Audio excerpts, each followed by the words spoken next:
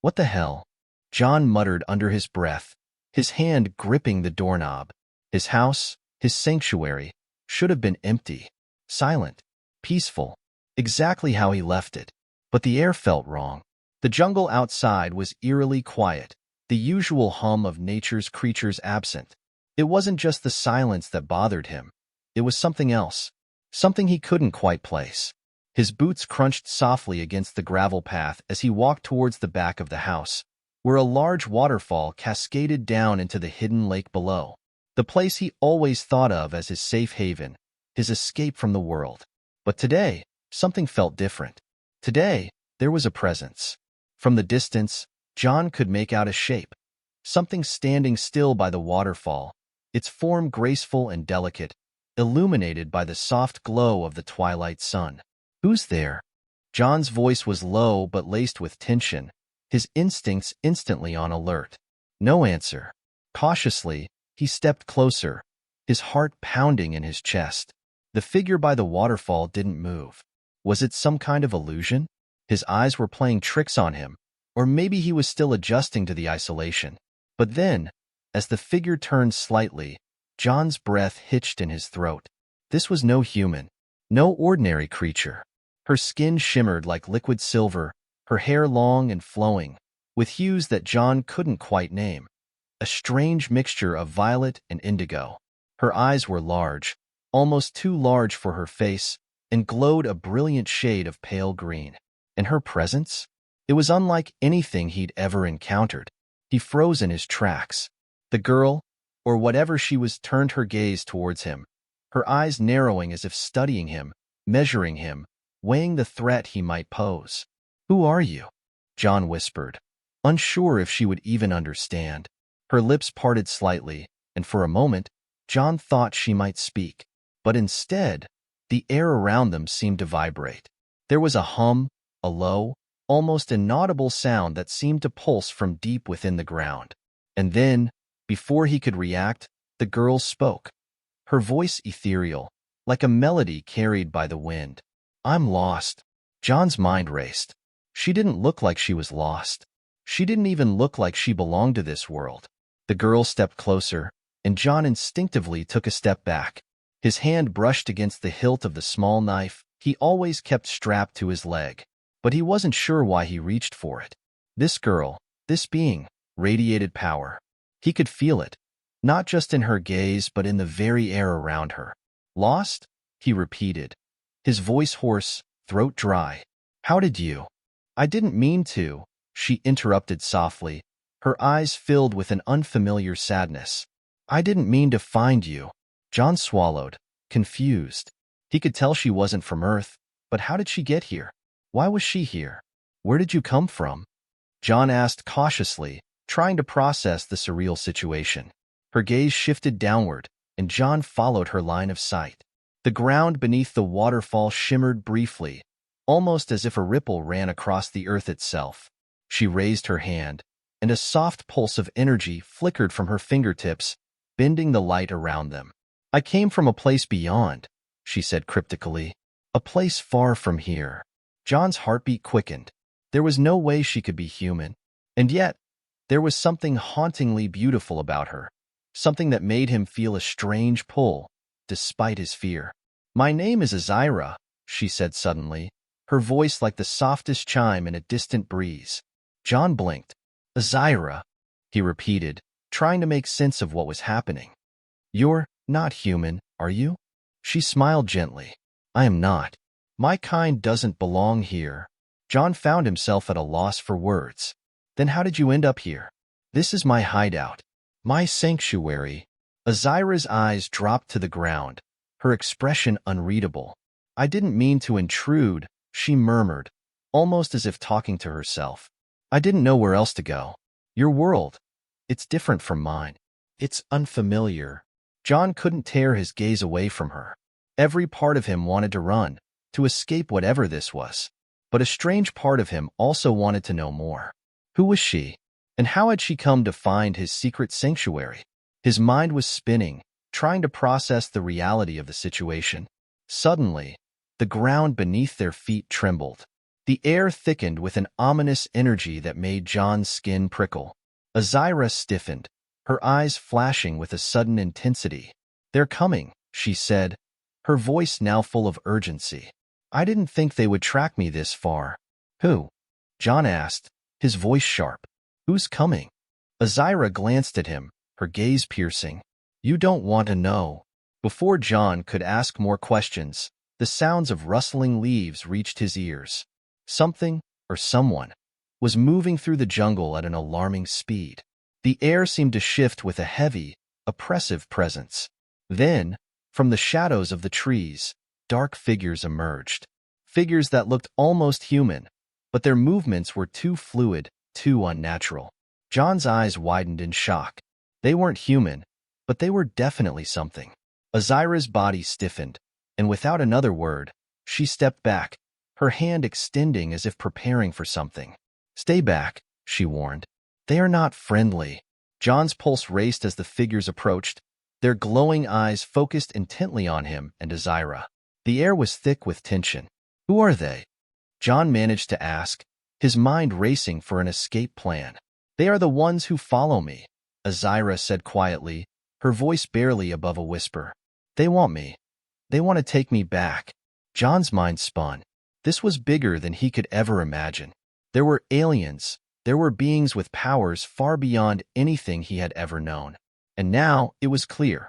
Azyra wasn't just lost. She was on the run, and John had somehow become part of something much larger. Before he could act, the first figure lunged forward, its speed almost too fast to follow. Azyra raised her hand, and a shockwave of energy erupted from her palm, sending the creature flying backward. The figure crashed into the trees, leaving a trail of destruction in its wake. John stood frozen, watching the scene unfold, his mind struggling to catch up. But Azyra wasn't done. She wasn't running. She wasn't hiding. She was fighting. "Run!" she shouted at him, her voice fierce. "Get to the shelter. I'll hold them off." John's instincts kicked in. He turned and bolted toward the hidden entrance to his house, just as the jungle around him seemed to explode into chaos. The creatures weren't going to let her go without a fight. And now, John was tangled in the mess of it all. As he scrambled through the thick underbrush, a new realization hit him. His sanctuary had just become a battleground, and Azyra, the stunning and mysterious alien girl, had just dragged him into a war he didn't understand. John sprinted through the thick foliage, branches whipping at his face, his heart pounding in his chest. Behind him, the sounds of alien voices, low, guttural growls mixed with the unnatural hiss of something that could never belong to this world, echoed through the jungle. But his focus wasn't on the sounds chasing him. It was on one thing, the hidden entrance to his sanctuary. The waterfall ahead blurred in his vision as he pushed through the underbrush, his legs burning, his breath sharp and ragged. He could still hear Azyra's voice in his head. "Run?" She was fighting, trying to hold them off, but how long could she keep that up? How long could anyone stand against beings that seemed so powerful, so terrifying? His hand finally found the hidden stone panel that led to the underground shelter. He yanked it open with force, slipping into the cool, dark space beneath the earth just as a scream, half human, half inhuman, cut through the air behind him. The door closed with a loud thud, blocking out the sounds of the chaos outside. For a moment, John stood there in the dark, trembling, trying to catch his breath. He had no idea what to do. His mind was racing, trying to piece together everything that had just happened. Azyra wasn't just a stranger. She wasn't just some alien. She was a survivor, a fugitive.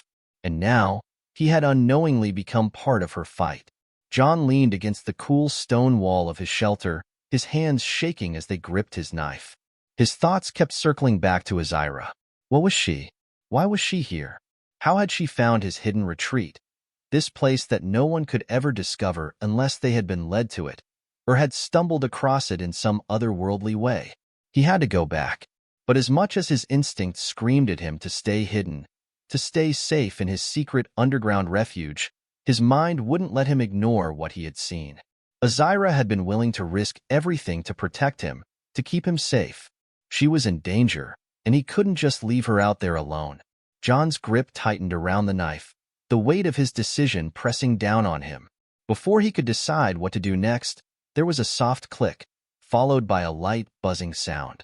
The walls of the shelter seemed to shimmer, a faint, pale glow coming from one of the hidden panels along the stone. It was the device, the alien technology that had been left behind from the last time he'd found something extraordinary. It was dormant now, but it had once been part of something he didn't fully understand. Azyra had done this, hadn't she? Her powers, her energy. She was somehow connected to this technology. John's breath caught in his throat as he realized something.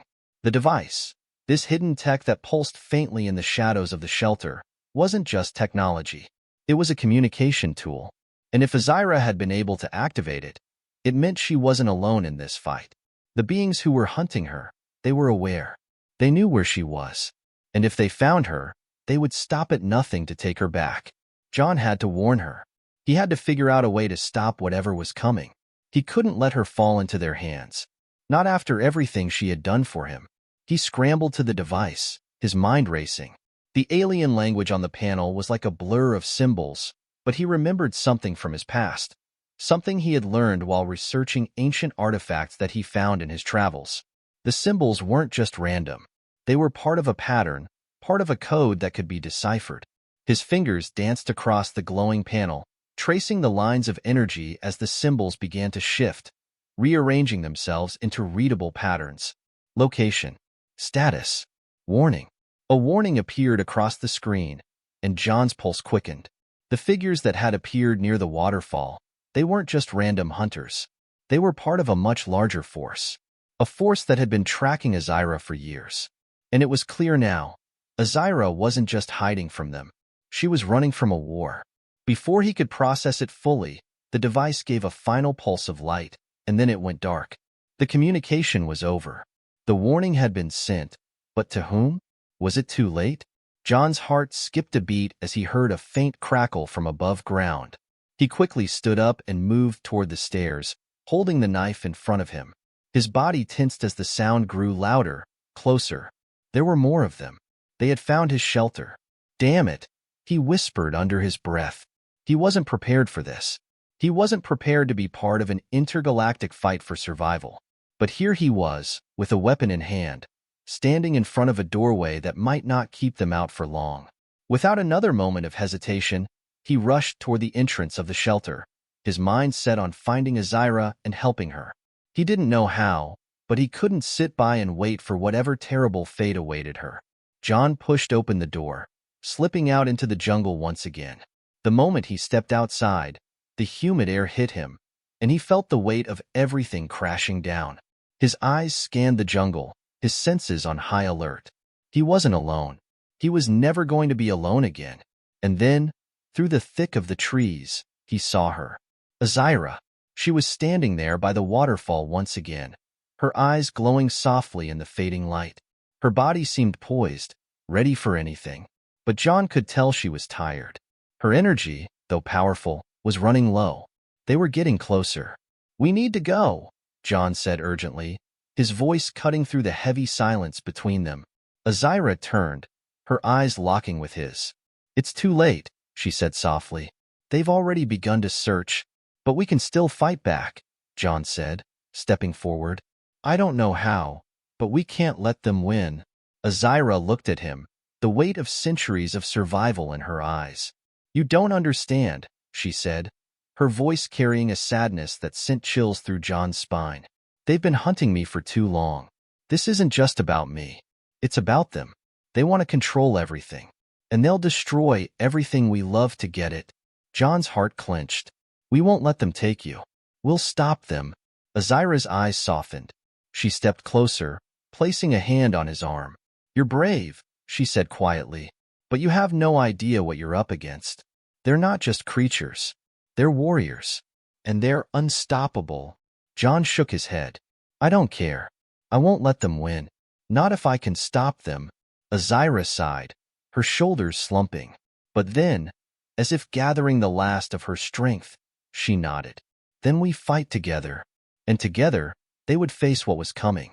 But even as they made their plans, the The jungle around them seemed to close in, the shadows growing deeper, the air growing colder.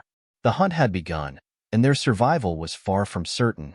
The war between the beings who sought control and the ones who would fight to protect the innocent had just begun. And John? He was in this fight whether he liked it or not.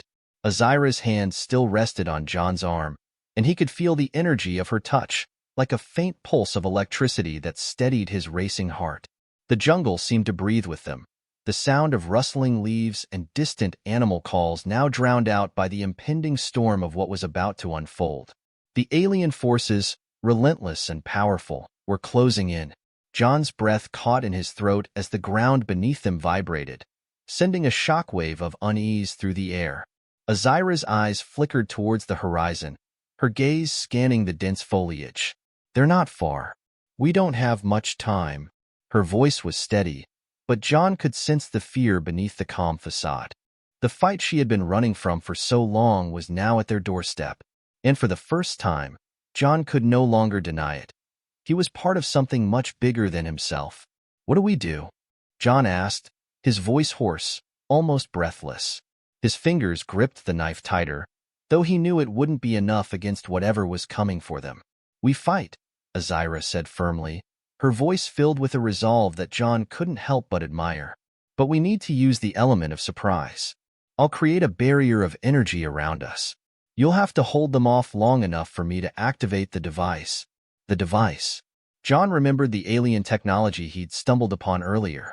It was clear now that it wasn't just a communication tool. It was a weapon, a beacon, something that could turn the tide in their favor. Azyra's eyes locked onto his. "Do you trust me?" John didn't hesitate. Yes. She nodded. "Then we fight." The air hummed with tension as Azyra stepped back, raising both hands toward the sky. A shimmering barrier of light began to form around them, its energy pulsing with a strange rhythm. John glanced around, watching as the jungle seemed to shift in response, the trees groaning and creaking under the weight of the forces gathering nearby. The first of the alien hunters emerged from the shadows, a tall, thin figure with elongated limbs and glowing eyes. It was followed by others, all moving with eerie precision, their movements in sync like a well-oiled machine. John's pulse quickened, but he didn't falter. He rushed forward, knife in hand, aiming for the nearest figure.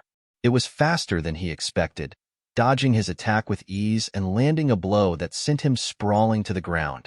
Pain shot through his side, but he gritted his teeth and pushed through, rolling to his feet. Azyra's barrier flared brighter, crackling with energy as she gestured toward the attackers. With a flick of her wrist, a burst of force shot out from her, knocking one of the alien hunters back. They were powerful, yes, but they weren't invincible. John lunged again, this time connecting with the alien's arm, slicing through its armored skin. The creature let out a screech of pain and staggered back, but more were coming. Always more. He knew he couldn't keep this up for long. "John now," Azyra called, her voice sharp with urgency. He turned, and without another thought, he dashed toward the hidden device. His hand fumbled for the control panel, quickly deciphering the symbols he had seen earlier. As his fingers brushed against the glowing surface, the device hummed to life, its power surging with an almost overwhelming intensity. A wave of energy burst from the device, cascading outward like a shockwave, sending the alien hunters scattering in every direction. The ground shook, and the air became thick with a crackling static charge. The alien forces reeled back, their attacks halting momentarily as the device pulsed with a blinding light. And in that instant, Azyra stood beside him, her hand raised, directing the flow of energy. The sky above them seemed to darken, and John felt a shift, something powerful, something beyond human comprehension. "They're retreating," Azyra said, her voice a mix of relief and disbelief. John looked around, still holding the knife, as the last of the alien pursuers melted into the shadows. It was over, for now, but he knew this was just the beginning. They had won this battle, but the war was far from over. Azyra turned to him, her gaze softening. "Thank you. Without you, John shook his head. "I didn't do anything. You did all the work." She smiled faintly, her eyes reflecting the strange light of the device. I couldn't have done it alone. You're stronger than you realize. John felt a lump form in his throat. He had never been the hero. He had spent years hiding in this remote jungle, avoiding the world outside.